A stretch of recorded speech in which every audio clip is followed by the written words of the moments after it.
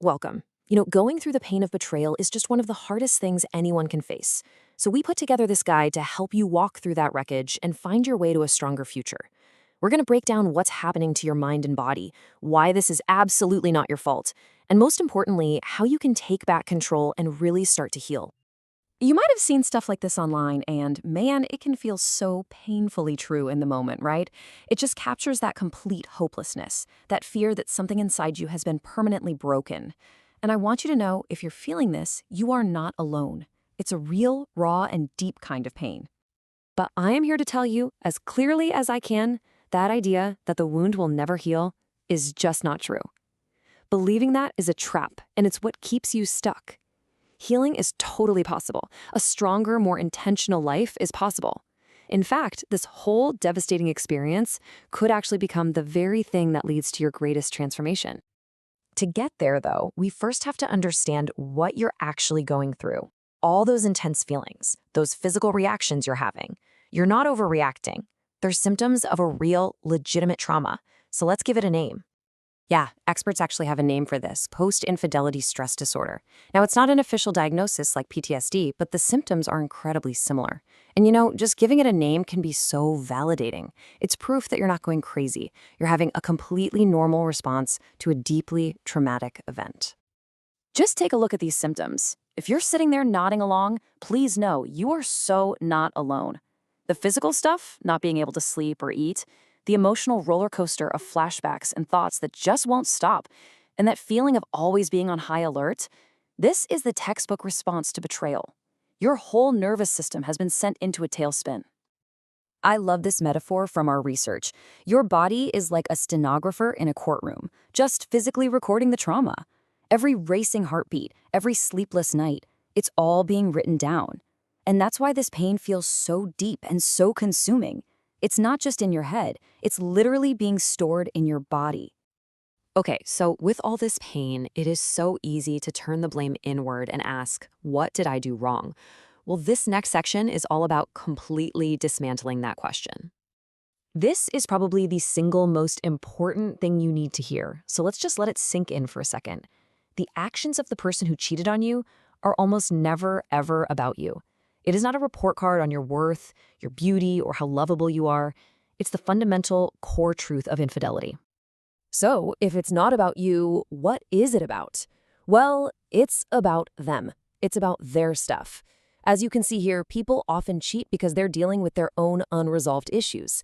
Maybe it's past trauma, bad coping skills they picked up as a kid, or even a subconscious need to blow up a good thing because it feels weird to them. Their cheating is a symptom of their own inner chaos, not a final judgment on you. And this brings us to a major turning point. Now, this next part, it might be the hardest thing to hear, but I promise you, it is also the most empowering step you can possibly take. We have to say it one more time, just to be crystal clear. What happened to you was not your fault. You didn't cause it. You do not deserve this pain, period. And here's the pivot. While the wound isn't your fault, the healing, that is your responsibility. Now, this isn't about letting anyone off the hook. This is about you taking your power back. It's about you deciding that their actions will not get to define the rest of your life. Your recovery belongs to you and you alone. This quote just explains it perfectly. As long as you're stuck in blaming them, you're stuck as the victim, just waiting for someone else to come and fix your pain. But the moment you take responsibility for your healing, you become the hero of your own recovery. Those triggers, they stop being just points of pain and start becoming clues that help you understand yourself and grow. Okay, so you've decided to take your power back. Now what? Let's get practical. This section is your toolkit.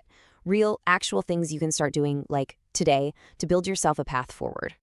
Think of these as your emotional first aid kit. First, just let yourself feel whatever you're feeling. The anger, the sadness, all of it. Don't bottle it up. Second, basic self-care. Your body's in shock, so sleep and good food are not optional. Third, lean on your people, the ones who lift you up. And finally, journaling. It's such a powerful way to get all the chaos out of your head and onto a page so you can start to make sense of it. Okay, so beyond that immediate first aid, we can look at a longer-term plan for a total transformation. Think about it in 4 key areas. For connection, maybe make some new friends, bring in some fresh energy. For your body, try a new sport, something to channel all that intense emotion into. For your mind, maybe even try a solo trip. It's amazing for teaching you how capable you are. And for your spirit, something like a healing retreat can give you the space for that deep inner work. These aren't just distractions, they are powerful ways you can actively rebuild yourself. You know, just as important as what you do is what you don't do. You have to protect your healing. So don't torture yourself by watching sappy romantic movies or deep diving into their social media. Try to avoid making huge life decisions out of fear, like staying just because you're scared of being alone. And, this one's huge, if this cheating is part of a bigger pattern of abuse, you have to recognize that the healthiest choice might just be to leave for good. And that brings us to our final section, looking forward. Because I promise you, this is not the end of your story. It's actually the beginning of a brand new chapter, and you are the one holding the pen. When you look ahead, there are really two main paths. You can try to rebuild the relationship, or you can rebuild your life solo. And listen, neither one is better than the other. Only you can decide what's right for you. But notice that one thing they have in common at the bottom there. No matter which path you choose, the work is the same. You have to heal yourself first. Your own recovery has to be the foundation for whatever you build next. This metaphor just perfectly captures the opportunity that's hiding in all this devastation. Yes, the old house is gone, the earthquake happened, the damage is real, you can't undo it. But that rubble, it's also a cleared lot. You now have this incredible chance to rebuild from the ground up, and you can design a life that is stronger, more beautiful, and more you than ever before. So, I'll leave you with that question. Your old house, your old life, your old assumptions, they're gone. And you've been handed a blank blueprint and a pile of rubble. It feels like a painful, terrifying, and completely unexpected gift. But it is a gift. The only question is, what will you build?